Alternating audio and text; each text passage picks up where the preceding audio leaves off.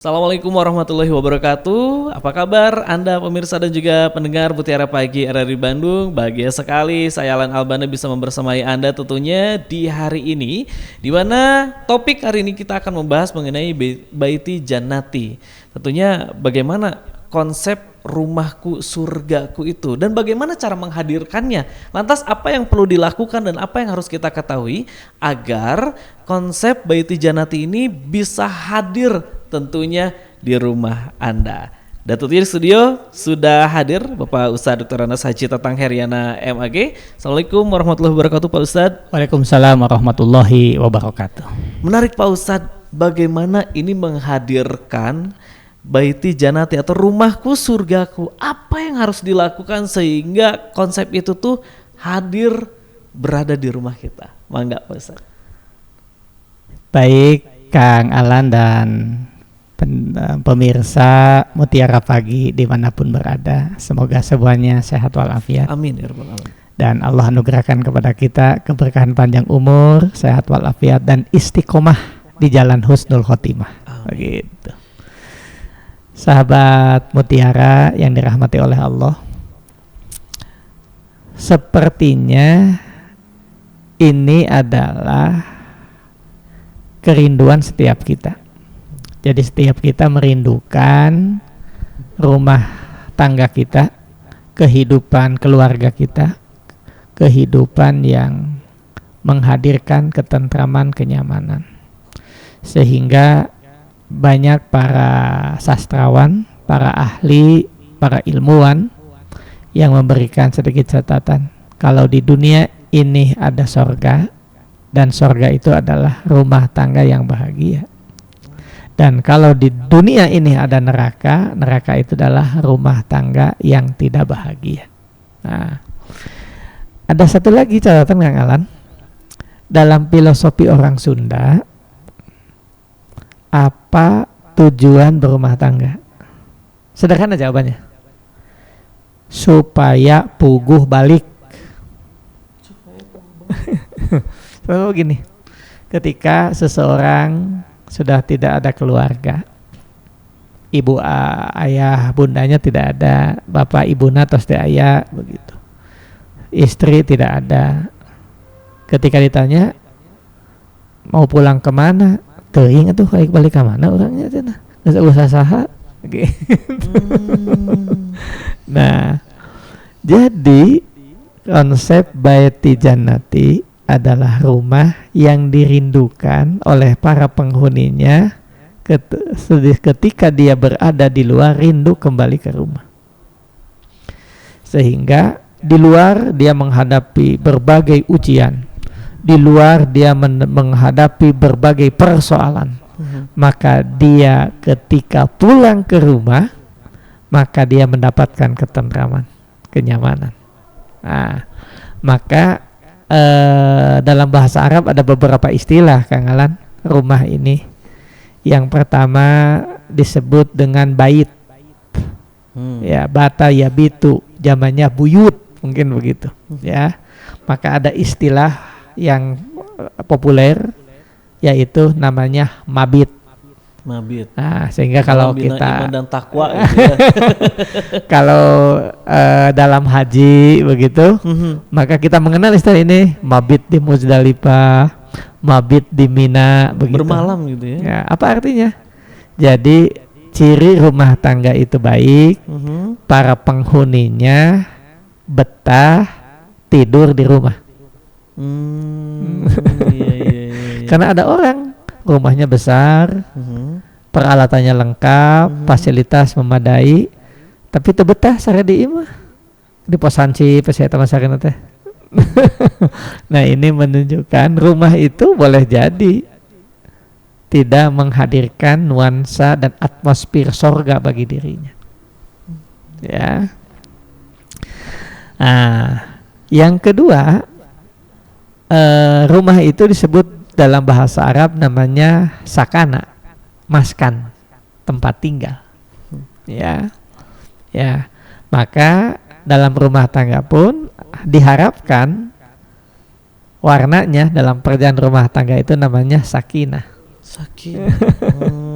Ya. Ada istilah kita sering dengar sakinah mawaddah warahmah seperti itu Pak Ustadz ya. Nah, jadi sama maknanya para penghuni ini betah kalau tinggal di rumah. Sama ada yang dikenal dengan broken home begitu. Iya. Tidak betah di rumah, padahal rumahnya mewah, rumahnya bagus, nyaman, fasilitas lengkap, tapi tidak betah. Nah, gitu. Ini makna-makna dalam bahasa Arab. Nah, untuk mewujudkan agar rumah kita ini menjadi sorgaku, rumah tangga kita rumah tangga yang menenteramkan. Karena pertama konsep idealnya dijelaskan oleh Allah dalam Al-Quran. Maka Allah menampilkan tipologi rumah tangga. Nah, Ibrahim alaihissalam, Nabi Muhammad SAW, Nabi Yusuf, itu adalah prototipe untuk dijadikan teladan, untuk menghadirkan bahwa rumah tangga kita ini rumah tangga yang di dalamnya terbangun baiti jannati. Maka paling tidak ada 5 Kang Alan konstruksi agar rumah ini menjadi surga bagi kita di dunia, wabil khusus dalam rumah tangga. Yang pertama yang harus dibangun oleh para penghuni rumah tangga atau pengisi rumah ini adalah agama sebagai pegangan utama. Ya, lagi agama sebagai pegangan utama. Maka pastikan diri kita, pasangan hidup kita, anak-anak kita, mereka memahami dan mengamalkan ajaran agama. Bukan hanya tahu, tapi paham. Bukan hanya paham, tapi mengamalkan. Gitu. Ya.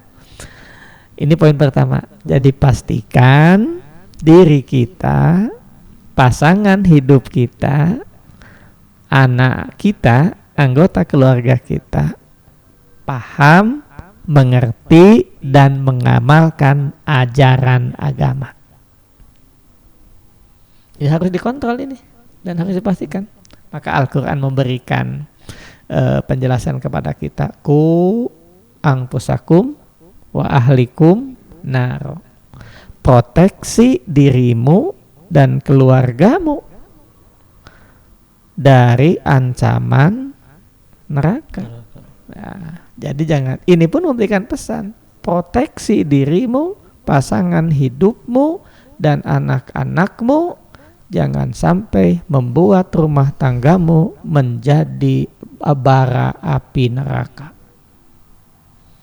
Begitu. Ini semangat pondasi agama. Maka prototipenya kita bisa belajar kepada Nabi Ibrahim alaihissalam. Ya.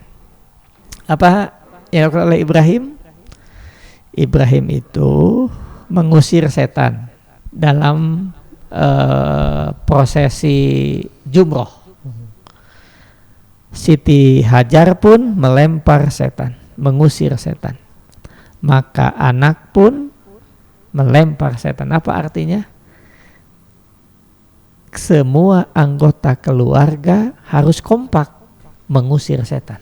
Jangan sebaliknya, suami mengusir setan, istri jadi setan, anak mengundang setan. Ripuh kita ini. Waduh.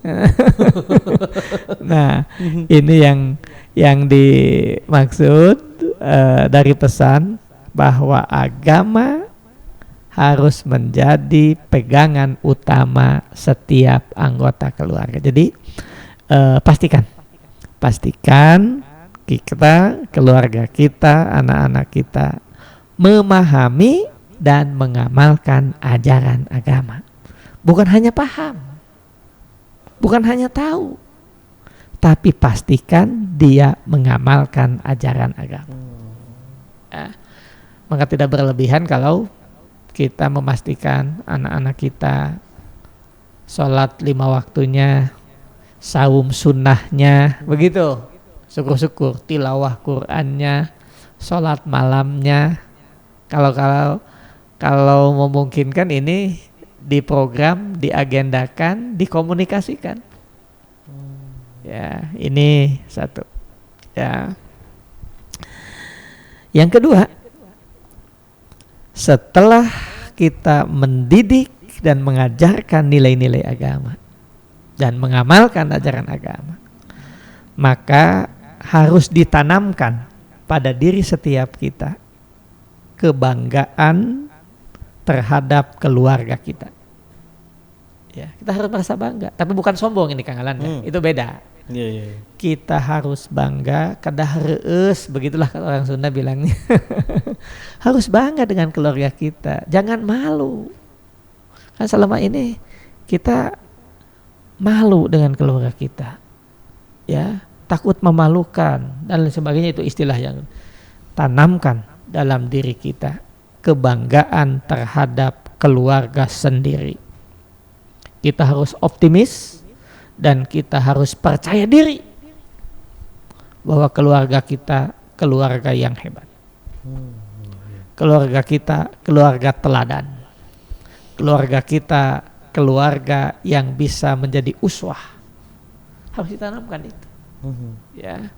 Sehingga kita memiliki keyakinan, membawa, menampilkan kehidupan keluarga kita, kebanggaan, ya. Tapi bukan fanatisme buta.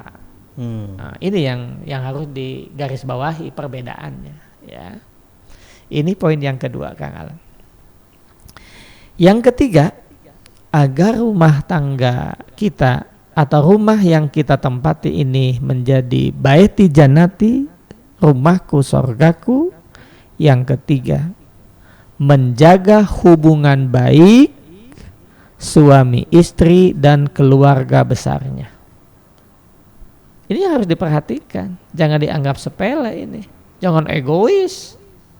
Karena kita sudah mapan, kita sudah merasa sukses, kemudian kita tidak peduli dan tidak punya empati, tidak punya perhatian terhadap keluarga besar kita. Kita akan dikucilkan. Satu waktu kita pun akan membutuhkan kehadiran mereka.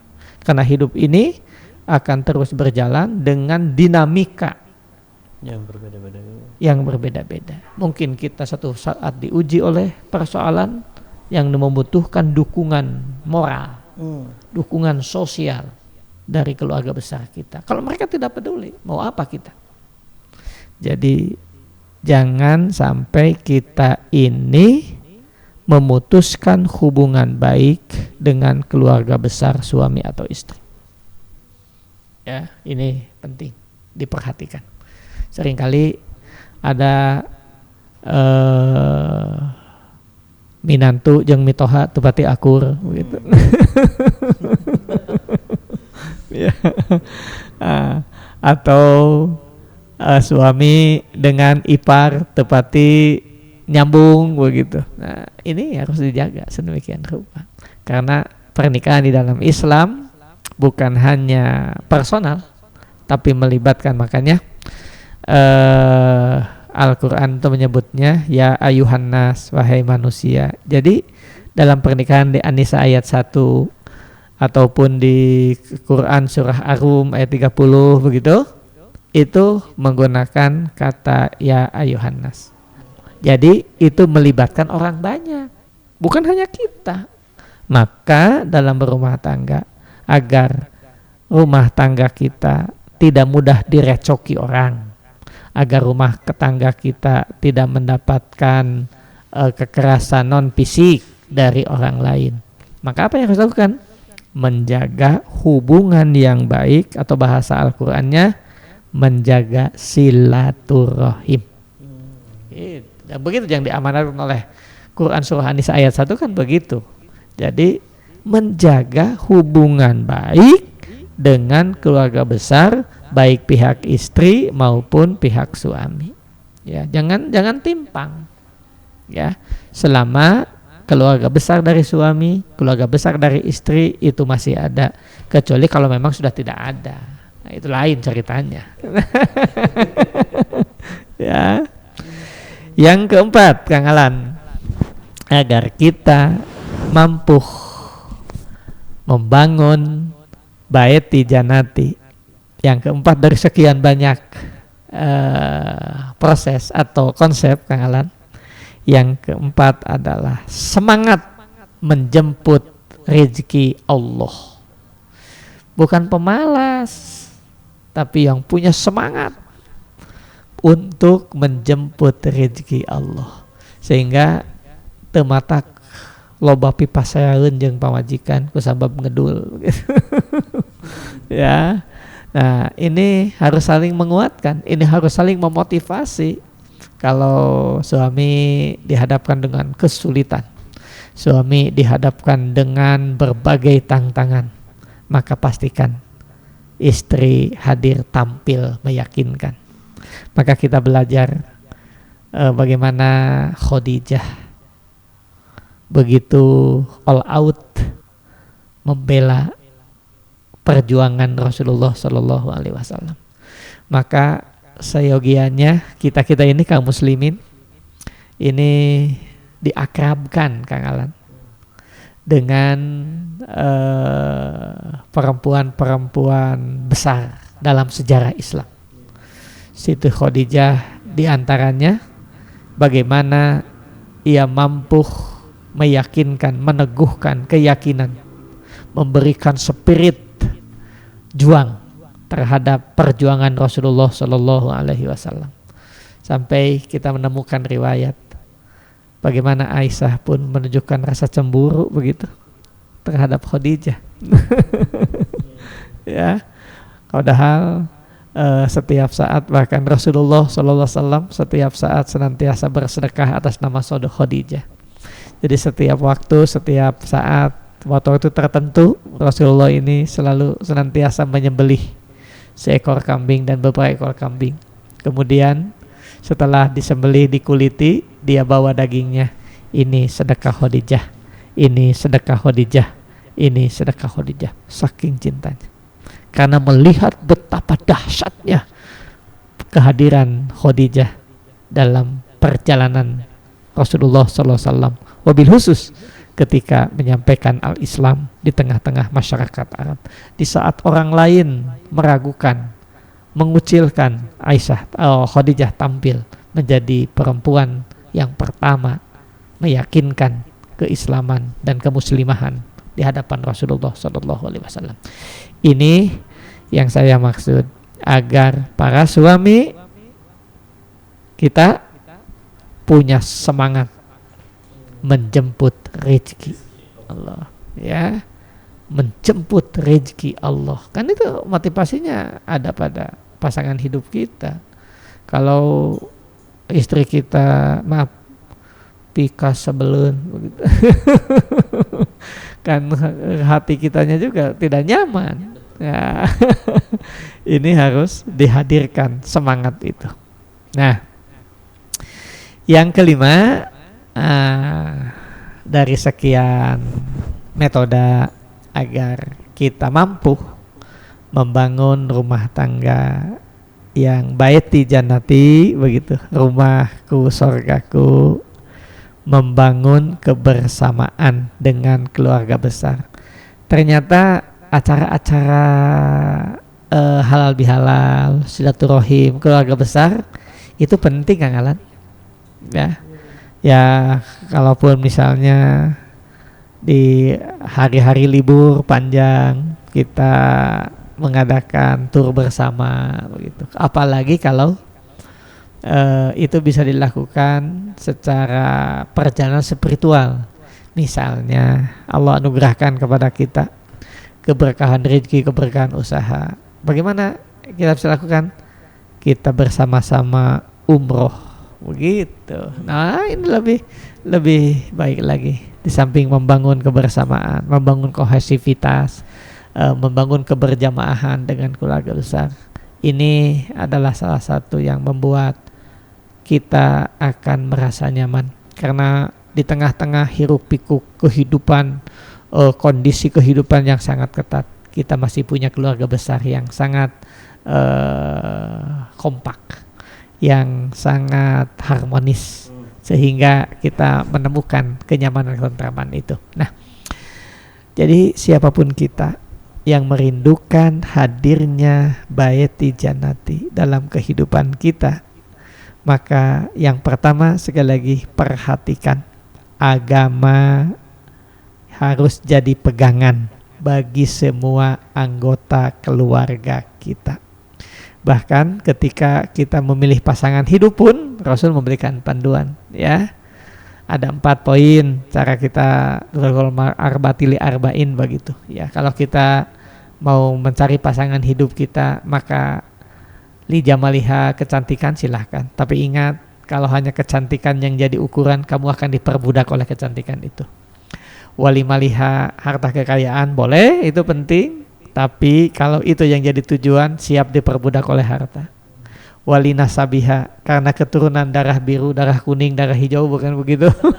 Kebanggaan supaya kita mudah mengupdate diri begitu. Tapi ingat, kalau itu semua yang jadi rujukannya dan tujuannya, siap diperbudak.